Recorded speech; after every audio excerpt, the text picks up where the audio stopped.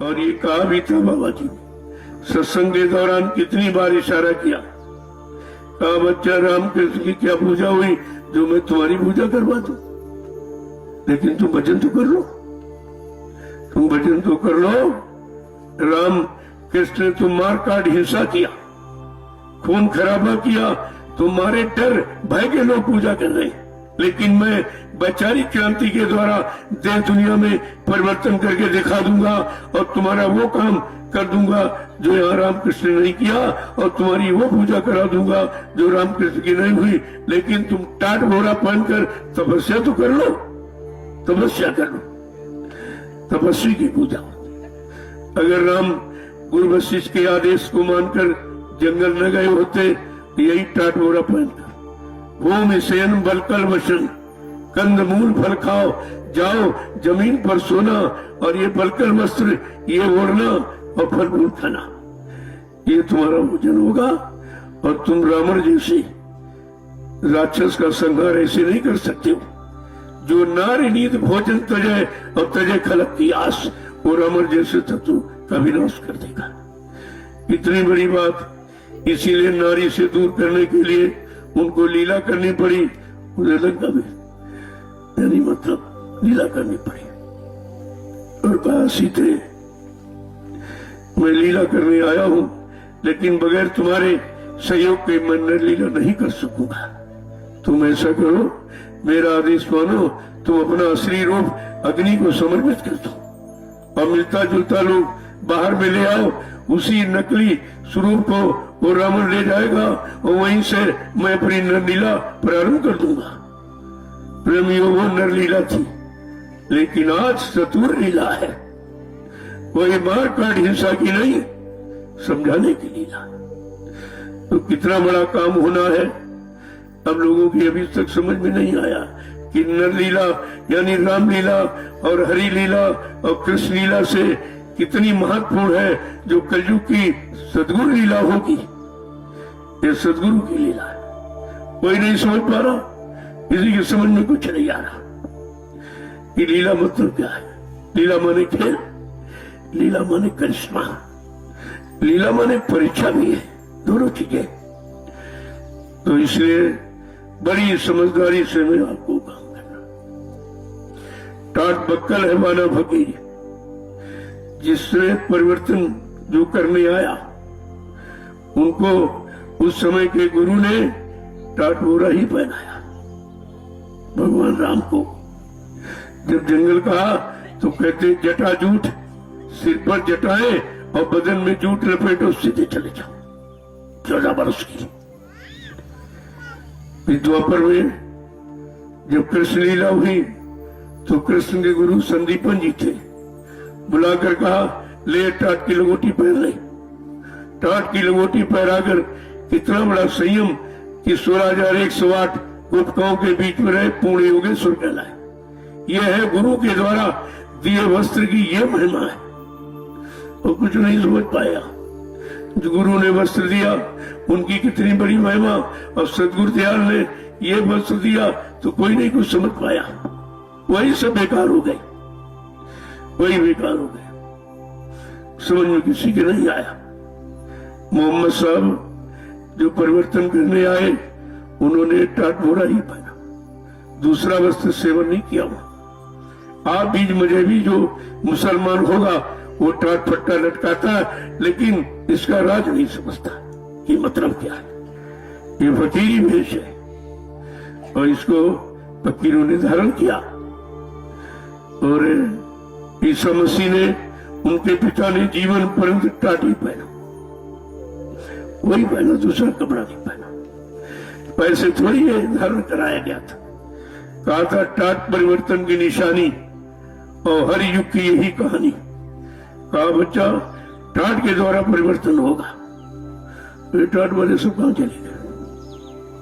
वहां चले गए, एक ने तो पहले नहीं, जो मथुरा का ड्राइवर उसने तो पहले नहीं टाट, वो क्या जाने बेचारा। और एक ने पहन के उतार के फेंक दिया, तो परिवर्तन किससे होगा? टाट वाली तीसरी शक्ति कौन है जिसके द्वारा परिवर्तन होगा?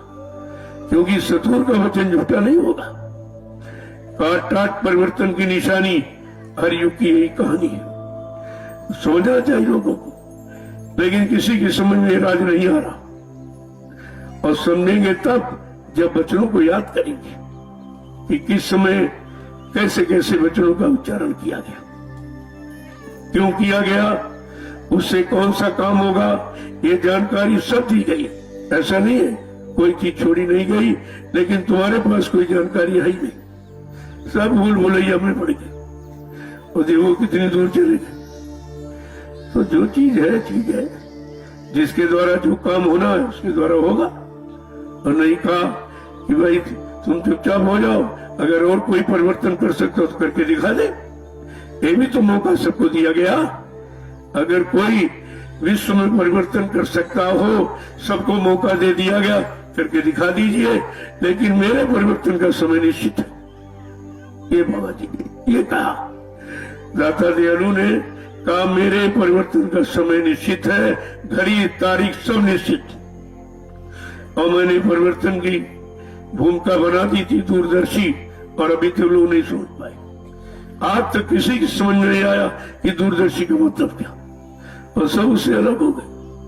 किसी को कुछ ये सब निंदा आलोचना बुराई का विषय बनाए, इसमें जुटे पड़े। इनको दूरदर्शी, इनको भूंज होता है, इनको जागरूक से क्या मतलब है, इनका कोई मतलब ही नहीं।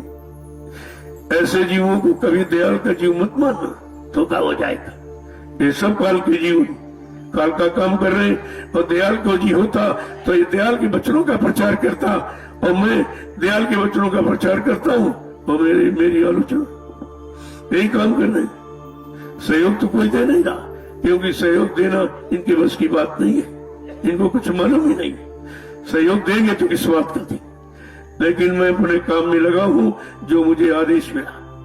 मैं इधर उधर देखता नहीं किसी की तरफ, कोई क्या कह रहा, कोई क्या लिख रहा, क्या भेज रहा, उससे तो कोई काम होने वाला है नहीं, न उससे परिवर्तन होने वाला। और हम तो परिवर्तन की बात करते कि परिवर्तन होगा, और कोई माई का लाल इस परिवर्तन को रोक नहीं सकता। मैंने 8 वर्ष मंच लगाकर हिंदुस्तान में संदेश मैंने दिया, और सदगुरु के वचनों को सबके सामने खोल के रखा कि क्या क्या वादा किया गया। अभी किसी वादे की शुरुआत नहीं हुई और कहते महापुरुष चला गया। जो इतना बड़ा काम करने आया उसके लिए कहते अमर क्यों चले गए। तुमने कहा फिर ये काम कौन करेगा, ये काम किसके बस का है। ये भी तो एक खड़ा होकर कहे कि हम ये काम करेंगे। तुम तुम्हारी बात भी सुन ले, तो मैं तो किसी की नहीं सुनता हूँ, ना किसी की तरफ देखता हूँ, अपने काम में लगा हूं। मुझे अपने काम से भरोसा नहीं है। जो काम मिला है वो बराबर उसमें लगा हूं, उसमें कोई कमी नहीं आने देता हूं। और सबको ये सोचना चाहिए कि ये समय की आवाज है, इस आवाज को छिपाने की जरूरत नहीं है, इस आवाज को फैलाने की जरूरत है। तभी तो समझ में आएगा कि भाई समय की क्या आवाज है, परिवर्तन की आवाज किसने लगाई और किसके द्वारा परिवर्तन होगा। जबकि बाबा जी ने सब स्पष्ट कह दिया, कोई बात नहीं छोड़ी। कहा था, अपना परिचय दिया, मैं परिवर्तन करने आया हूँ, परिवर्तन करके ही जाऊंगा।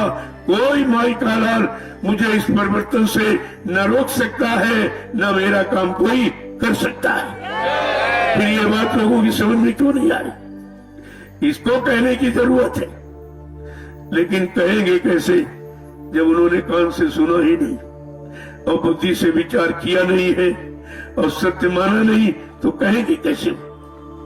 एक एक वचन मैंने 8 वर्ष सबको सुनाया, मैंने और कोई काम नहीं किया। केवल सदगुरु दयाल के किए वादे वचनों को मैंने खोल के रखा और कहा कि बाबा जी ने भी कहा, मैं कलयुग का इतिहास बनाने आया हूं। वो कितनी बड़ी बात है। क्या कलयुग का इतिहास और कोई बना सकता। ये निंदा आलोचना बुराई करने वाले इतिहास बनाएंगे। इनकी इतिहास की रूपरेखा देख लीजिए।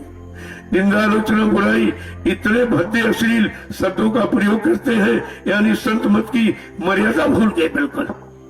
इतनी बड़ी सजा पाने के अधिकारी, तुमने संत मत की मर्यादा खत्म कर दी। संत मत किसी को अपशब्द कहता ही नहीं, किसी की निंदा आलोचना बुराई करने का आदेश देता ही नहीं, फिर ये तुम किसके आदेश से कर रहे हो? क्या कर रहे हो? कहा बच्चा, मैं कलयुग का इतिहास बनाने आया हूँ और ऐसा इतिहास बनाऊंगा जो भूते न भविष्य के। सतयुग त्रेता द्वापर के लोग अपने युग का इतिहास पढ़ना भूल जाएंगे। मैं ऐसा चमत्कार करके दिखाऊंगा जिसको हिंदुस्तान नहीं सारा विश्व नमस्कार करेगा। ये कितनी बड़ी बात है। सम्राट दाता दयालु ने आवाज लगाई, मैंने उस आवाज को फैलाया, मैं उसका प्रचारक हूं। और ये कह रहे हैं वो गुरु बन रहे, ये रोज यही कहते वो गुरु बन रहे, गुरु बन रहे। हमने कहा गुरु बनने तो नहीं आए हैं, लेकिन गुरु ने कहा हम करेंगे अपने समान। गुरु कर ले आप समान, वो अपने समान बनाने आए हैं। जब उनका अपने समान बनाने का काम है तो क्या मैं उनके अनुसार नहीं, तुम्हारे अनुसार बन जाऊंगा, तुम्हारी बात मान लूंगा, तुम्हारे गंदे अश्लील शब्दों का प्रयोग मैं सत्संग में करूंगा? ये तो सोचना पड़ेगा। ये सब कहा बच्चा, मैं कलयुग को भगाऊंगा और सतयुग को लाऊंगा। ना अभी कलयुग भगा ना सतयुग आया, कहते बाबा जी चले गए। तो हमने कहा ये काम कौन करेगा? ये भी तो उत्तर दो आप, ये काम कौन करेगा? है कोई सृष्टि में ऐसा जो ये काम करके दिखा दे? एक युग को भगाना, वो बीच में। नियम तो ये है जब ये युग समाप्त हो जाता तब दूसरा युग लगता है। लेकिन बाबा जी ने अपनी समरस शक्ति का परिचय दे दिया है कि बीच में ही आवाज लगा दी। अब एक कलयुग के 5,500 वर्ष ही निकल पाए और बीच में आवाज लगा दी कि कलयुग में कलयुग जाएगा और कलयुग में सतयुग आएगा। अभी तक इसका अर्थ किसी समझ में नहीं आया, किसी की समझ, और कोई ये काम कर भी नहीं रहा। अगर तुम सदगुरु के सच्चे शिष्य भक्त होते तो सदगुरु की आवाज को फैलाते, उनके वचनों का प्रचार करते, तुम निंदा आलोचना बुराई ये गंदगी में कभी नहीं फंसते। तुमने तो अपना परिचय दे दिया कि मैं सदगुरु का जीव नहीं, मैं काल का जीव, इसलिए काल का काम करना, काल का काम हो रहा था। आप देखते जाइए इसको। और सबसे महत्वपूर्ण वाली बात क्या कही थी? जब हमें आपको नाम दान दिया तब ये भी कहा, बच्चा मैं अजर अमर देश से आया हूँ, जब तक जीवात्माओं को अजर अमर देश नहीं पहुंचा लूंगा मैं चैन से बैठने वाला नहीं हूँ। जब तक मेरा एक भी जीव यहाँ रहेगा मैं बराबर मौजूद रहूंगा। जब मेरे जगह सारे जीव चले जाएंगे मैं पीछे से जाऊंगा। ये कोई नहीं बता रहा। अरे तुम सतगुरु के सिपाही हो, हम आप सतगुरु के शिष्य हैं, तो हमें अपने गुरु के वचनों का प्रचार करना चाहिए कि उनके बरखिलाफ निंदा आलोचना बुराई ये काल का प्रचार करना चाहिए। ये भी उनकी समझ में नहीं आ रहा कि काल का काम क्या, दयाल का काम। समझेंगे कैसे जब गंदगी पहले से भर गई। एक एक चीज को ध्यान में रखना चाहिए।